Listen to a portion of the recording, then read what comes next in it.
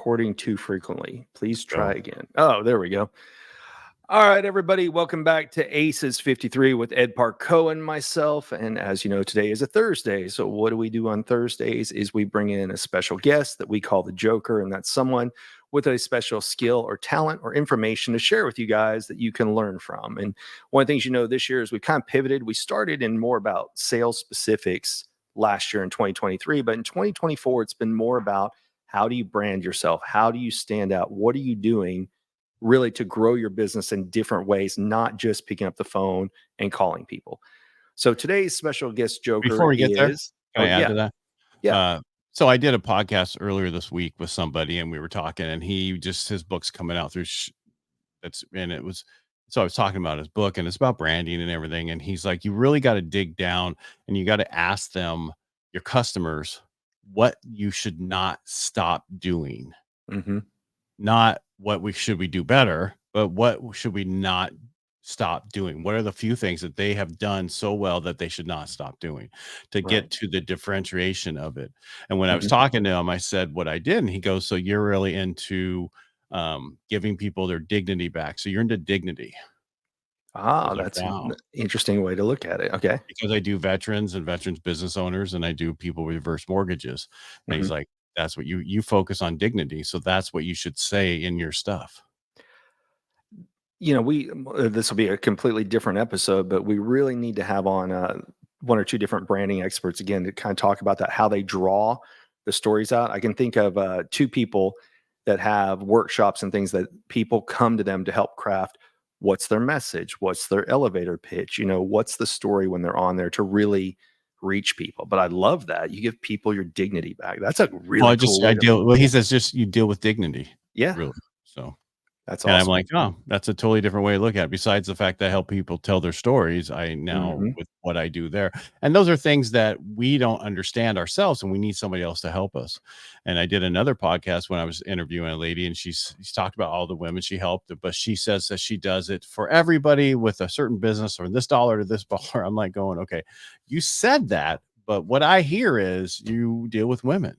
But I Yes, didn't want to limit myself. Okay, you're not, just because you pick your niche doesn't mean you can't help other people also. It's correct. just who you focus on. But Yeah, today's show is not about that. Today's show yeah. is about more along the lines. So we went from how to be the authority in your industry, Hmm. right? That's what we really pushed. And then we got into masterminds. How are people doing masterminds? And we're kind of coming back to that again to Yes. talk to people about what are they seeing differently along the lines of doing masterminds. So I'll Right. shut up now and let you take over, Brian. Sure. But I just wanted to drop some information that I came across this week that I thought was really different. And Beneficial. that Yeah. all comes from asking those questions of your past clients that people are afraid to call.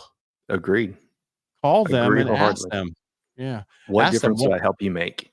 Yes. or what shouldn't we stop doing? And So again, I if you, yeah. yeah, Oh, I go was gonna ahead. say, ironically, you kind of led us into our guest. So I'm gonna add Jim Morris here. And so one of the things that Jim is known for is impact effect, but his entire brand is about impact and how are you helping other people. So a lot of people come in and it's about look at me, what can I do for you? But Jim, you kind of have a reverse view of that, correct? Well, I would say that it's not so much necessarily what I need or what may benefit me in the moment. It's more so understanding how to create impact for a specific subset or category or type of person, right? And Mhm. I think sometimes we go in thinking, hey, this is what the industry norm is. This is what I've seen in the past. This is what works, what doesn't work. And I think all that analysis is great, but where I really focus is how do we disrupt? Right. How do we create radical change? Right? And how can I learn from the things that are working, but enhance them at a higher level Hmm. and do that because I care. I care about the outcome of an attendee at my event. I care about the investment they make to get to Nashville, to get in the room. And Hmm. I understand it and I don't take it lightly.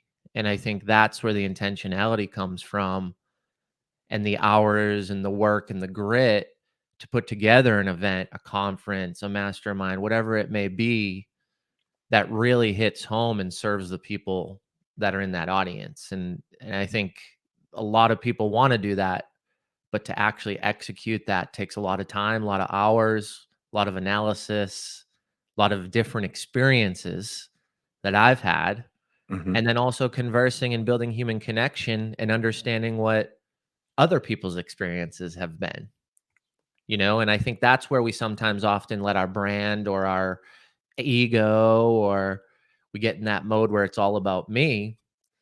And then in turn, that event or that conference or that mastermind serves you very well. But is it serving the attendees, which in turn is the goal of why you created it, to have massive impact? Mhm. So I had to learn that the hard way, man. It didn't just come that way. I made a lot of mistakes and have done a lot of things that were very much copycats of people I admired that worked for me, but not everybody's me. And times are changing, and where we're going as an economy, as a world, and I'm not going to get into those details. Things are moving fast. So how can I stay abrupt? How can I stay on top of it? And how can I deliver where it is impactful and it is effective? Mhm. And by doing that, I think it's through conversing and connecting and chatting with people to see what they need, not so much what Jim Morris needs in the moment today. Thought maybe you're cracking a beer there, Brian.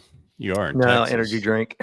I heard that. I was like, well, man, we're starting early over here. Yeah, he's driving me to He drink. doesn't I like can't his help it. heart. He doesn't like his heart, so he's drinking energy drinks. Hey, I drink the And healthier that's ones. just like we put together a Firewalker veterans, and we had 2 people who were our keynote speakers this last year. And I came across 4 more that I want to do this year. But I was like, you know what? I need to go back to the people who actually came to the event and ask them if these are the people they want to listen to this year. Because a Mhm. lot of the places don't do that. They just go, here's our new year key, speakers, whether you want to hear them or not. This is what we have. And you need to go back to your audience and find out what they want, and then take a consistency. It's still your event. You can just say, I don't want to, but you really should listen to the people, because they're the ones who are going to be coming to your event and going forward. And I think a lot of people, just like you said, they're doing what they feel good about, and it makes them feel good to be up on stage. But that's not going to last long. True. And I also believe that there's a decision to be had when you throw a conference or an event.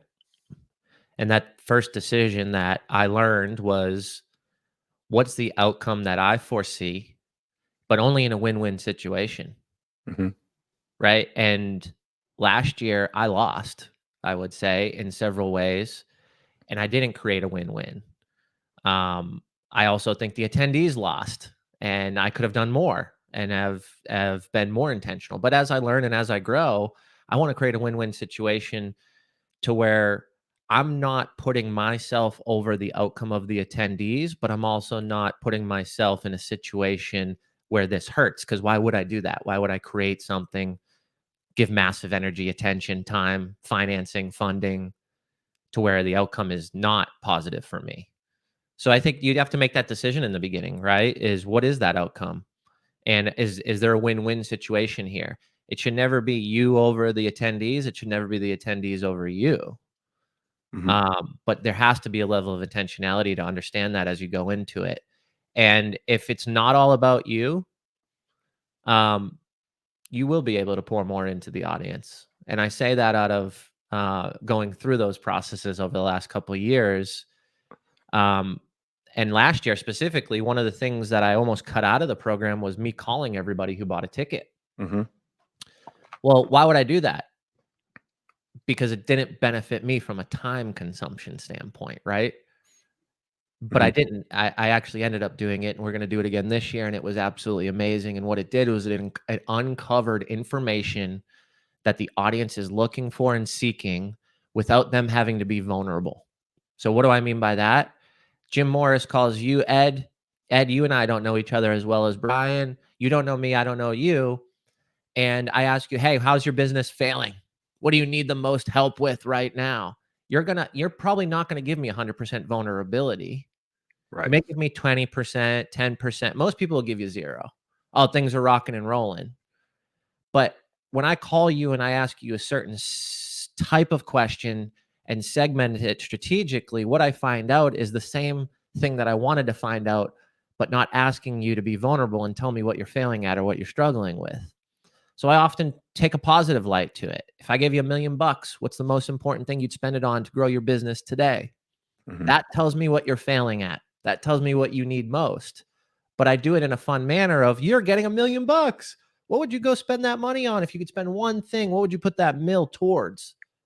That person is uncovering their problem in their business without even knowing that they're informing me of that, which in turn I can use that information to now customize and create the content of the conference around what's going to help a majority of the folks in that seat or in that audience.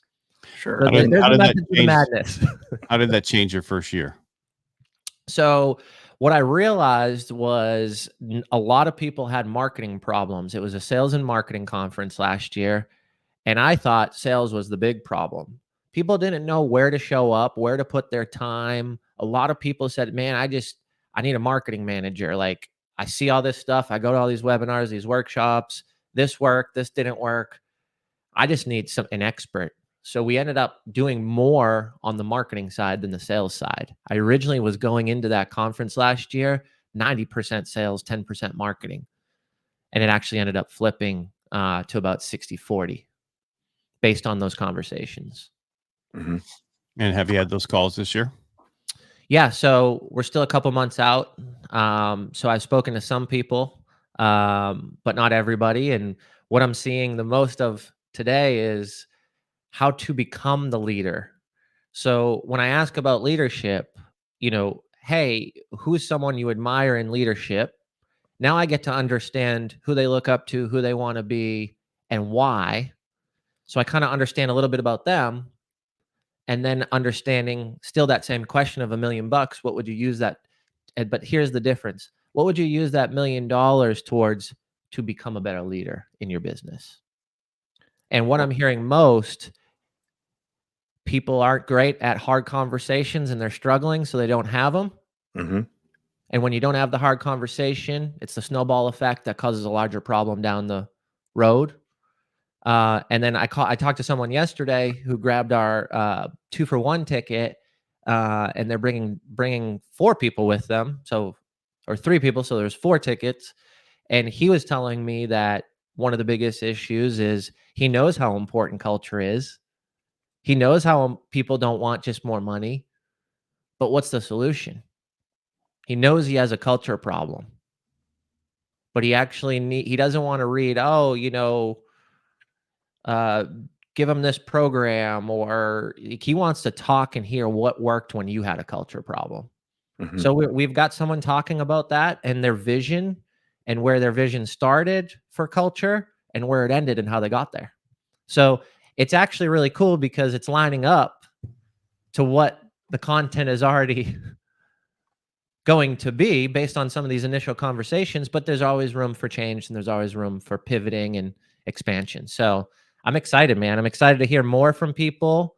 And I'm also excited to ensure that people are still excited after they hear the spiel from me of what we're going to provide.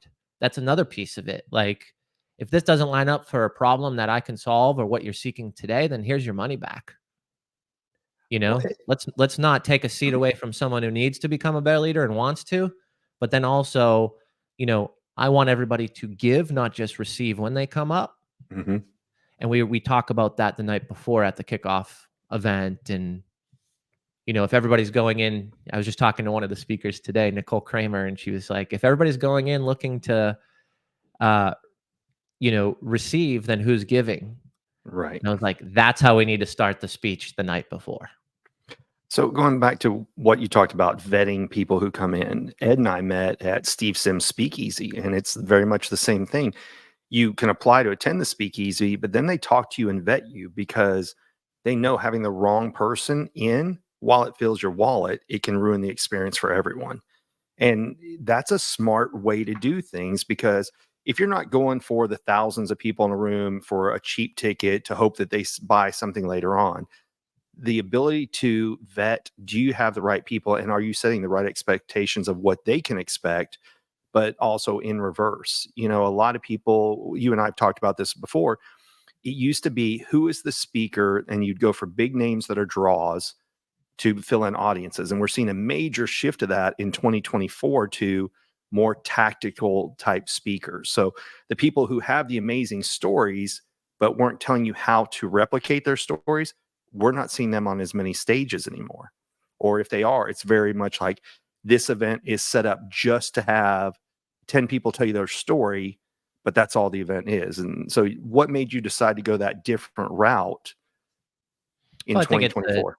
I think it starts with my experience, is if you're putting these on, you should be experiencing what's out in the market, right? Mhm. You should be understanding competition, and you should be competitive.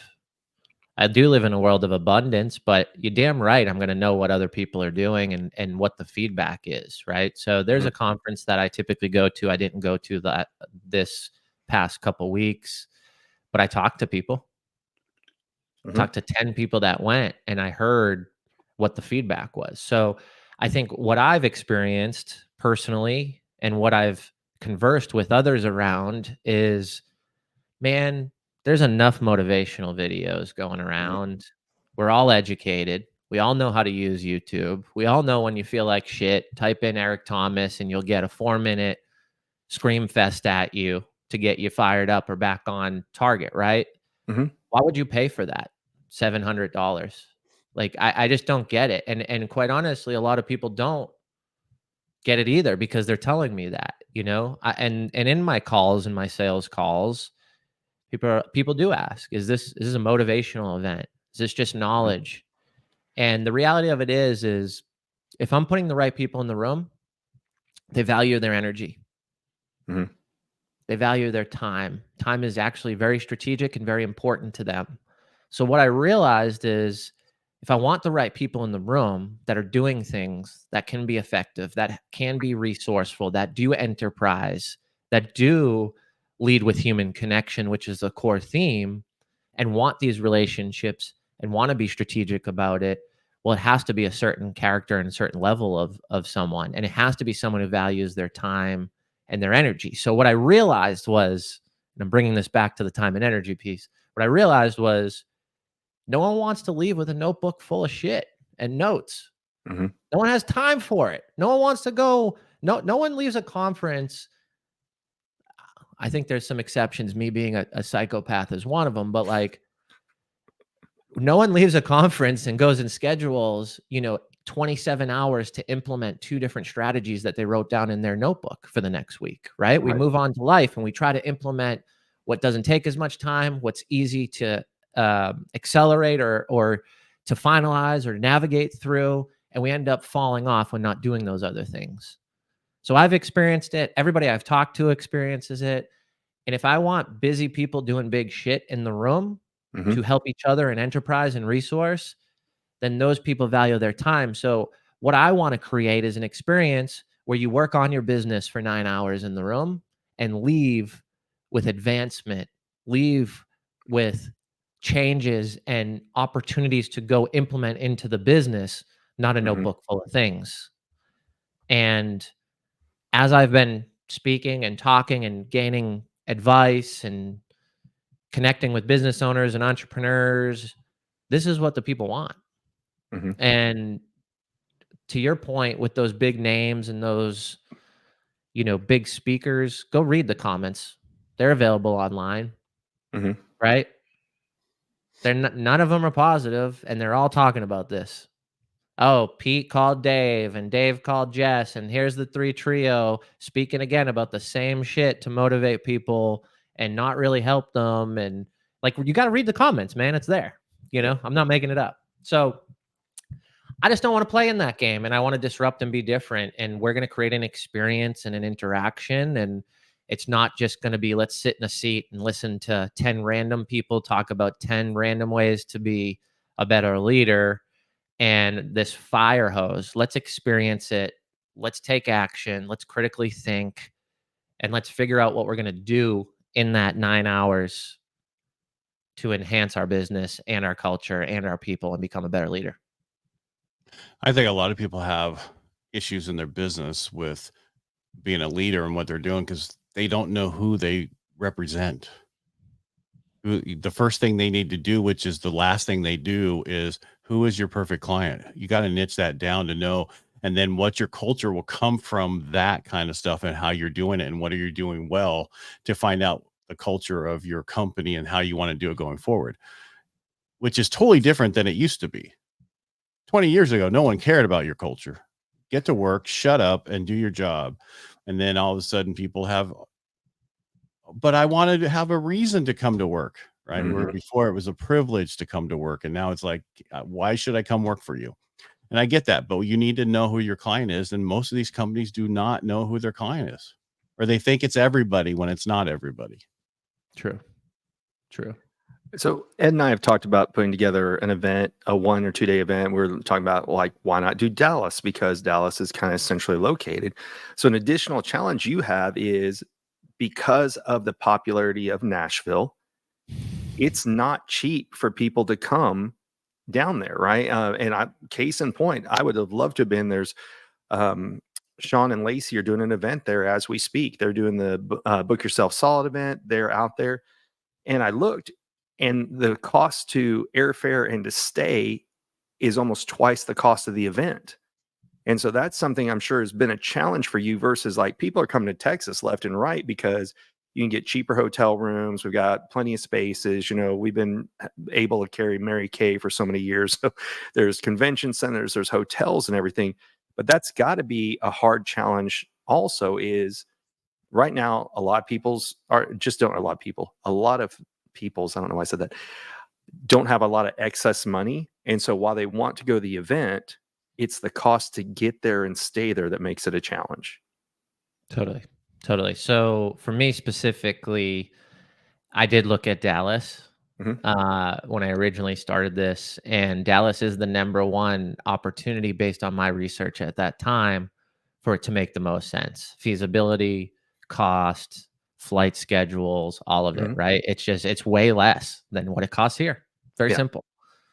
But for me, man, I didn't want to just pick a random city or a random state, I wanted it to be local to Nashville because this is the community I live and breathe in. I raised a family here. And that doesn't mean we don't want people to come and fly in. And we've got people from New York and LA and Utah and Texas that have bought tickets. But part of my leadership journey and my growth is becoming true to myself as a leader. And straight up, I mean, my thought process was I'm selling out myself, man. Right? I talk about Nashville. I talk about this community, my family. I donate. I have partnerships, sponsors, charity partners that we help out.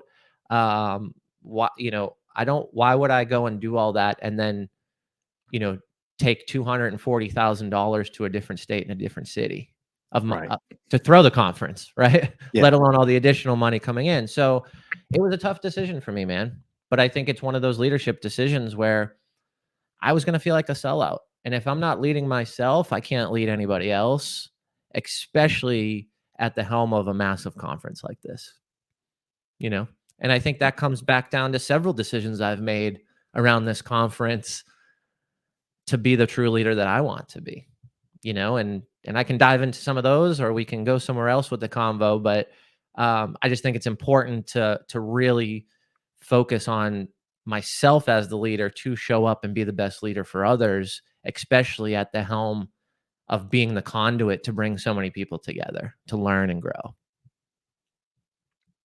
Ed, you got a question? No. Okay. I didn't want to interrupt you because there's two. I don't want to monopolize it like I usually do if I know the guest. So you always do, so it doesn't matter. Yeah. Hey, at least I know who you can I say, am. I don't want to do this. It's like saying, with all due respect, I don't mean to offend you, but I'm going to offend you now with my That's statement. Right. Hey, I gave you an opportunity. All right, Jim. So you kind of leaked in a little bit of something that I wanted to hit on also, just to show the dedication you have to this event. So what are the two major things going on in your life? One that's a personal one, if you want to share it. If not, you can talk about what you're doing the day after your conference. Yeah. So this year we moved up the conference from October to September. We've got another child on the way. So a leadership decision in that scenario for me was a lot of people saying, hey, why don't you skip the conference? Why don't you, take a year off? And I believe that if that would have hurt my soul, that would have hurt who I am. And having a very honest and real conversation with my wife, it's all good, man. We're going to do it. And we're just going to make some changes to it. Now, by making those changes to do the conference, we moved it up to September 18th. Well, I have a TED Talk on September 19th. And as you know, and I don't know, Brian, I think you know this, but last year I was really sick. Like really sick the day of the conference. I ended up taking 3-4 days after just to decompress and rest and all that. So I made a leadership decision for me not to do a keynote at my own conference this year. And I believe that was a leadership decision because it's the right thing to do ethically for the level of responsibility to show up the best that I possibly can for that TED Talk, understanding that it's the third most trusted brand in the world today and has the opportunity to go see 10 million eyeballs. So sometimes things don't line up perfectly, man. But if I was going to do this all for myself and be the leader that's self-centered and all about me, then I probably would have made a different decision. But I believe that this is the right decision. And there's people that I've shared this with, friends that are close to me, people that aren't, think I'm a complete idiot. They're like, dude, why would you ever do this? Like you're putting on this conference, you're funding it, all this time, energy, your real estate business slows down when you do this every year. You've got, a daughter, you've got another kid on the way. There's been previous complications with having children, miscarriages, wife almost passing away. Right. So people are like, why are you doing that? But I believe it's the right leadership decision because if my mind's focused on TED, I'm not going to be able to deliver the best keynote that I possibly can. And I'm going to tell you right now, my mind's on TED from a speech standpoint, Right. And if I can't show up the best and deliver a keynote at my own conference and I put myself on stage, that's poor leadership. Well, and for people who don't know, you don't just say, hey, I want a TEDx, and you just show up and talk. There's meetings that you have to attend. There's a lot that goes on. Like what you have to go in, they have to give you kind of what's the gist of it, what's the synergy of this particular one. You have to have follow-ups. They critique your talk. They go over it with you. So it's not just a show up and throw up type thing. There's a lot of meetings and work that go into being part of a TEDx while you're trying to run your business, while trying to set up this event, while your personal life is expanding at the same time. That's why I wanted you to cover that. That's a lot of shit for anybody, right? And you and I had that conversation where you're like, do I skip it? And the fact that you said, no, I don't, I feel like it's the wrong move. It would be the easy move, but it wouldn't be the right move. Yes. And that's where a lot of people get stuck is we feel like nobody knows those struggles that are going on. So I'm happy that you shared that because there's a lot of people who know what they need to do, but are afraid to do it because sometimes it's easier to not, if that makes sense. So thank you for sharing that part. Totally. And one of the other things too that I just want to dive into real briefly is just when you curate something like this and it's 2 events the night before, a full day conference that day, 15 total speakers, a panel, a relationship rally, vendors, sponsors, food, snacks, water, lunch, media, audio. We have entertainment. We have a celebrity drummer coming in, right? All those logistics, all those things take so much time. And I believe that the difference between Impact Effect 24 and some other conferences are the amount of time and intentionality and strategy that I've put into it. Someone speaking the night before, there's 6 or 7 meetings that need to go into that to ensure that that message is delivered appropriately and that bleeds into and aligns with the conference and how we show up the next day. And I think that, people who brag about, oh, we launch a conference and in 60 days we have it and thousands of people come. That's amazing and that's great. Maybe that's a rinse and repeat methodology, that I don't necessarily have, but I don't want to rinse and repeat anything. I want to curate it and I want to create it. And I want to create it from scratch based on what people are telling me in real time. There's no template for what I do. And the amount of time spent with each speaker, understanding the emotions that they're going to bring, how to parlay that into the next speaker, what the transitions look like, what MC is going to talk then, what MC is going to introduce who. And the reason why we have two MCs, one, and they're picking who they're going to introduce because who they align with, who they can give a warm introduction. Like, there's no reading bios. There's no, this person comes in last minute.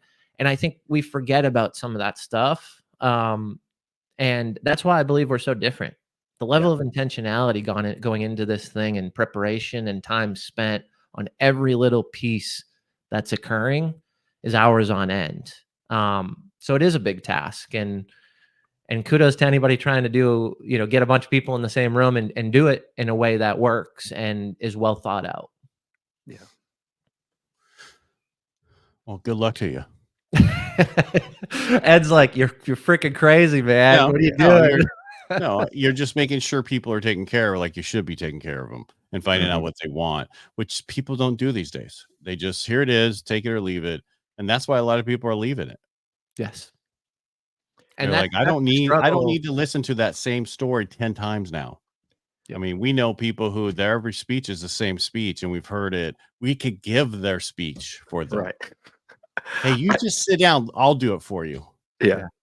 There was, I went to an event where it was so poorly put together that one guy got up talking about why websites are the most important thing that's out there. And the very next speaker talked about why websites are dead and the funnels are the most important thing. I'm like, literally back to back. And so all these people in line paying for the previous speaker's program, right? Because I'll rush to the back and sign up for it. And the next person up is saying, well, no, websites are dead. You need funnels. And then people are like, I don't know what to buy. I don't know where to go.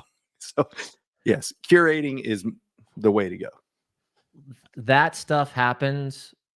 And again, I'm not the expert here, guys, right? I'm just someone who gives a shit. That's You're talking about what you want for your event. Other people can do whatever they want. Not everybody likes Italian. Some people like sushi, but for your event, this is what you're doing. Yeah. And I think that in that moment and understanding that is the fluidity of the experience, right? Like, if you have an up and then an immediate down, and I give the example because I've experienced this at almost, man, I let's be conservative, 50% of the conferences I've been at, I've had those experiences. Yeah.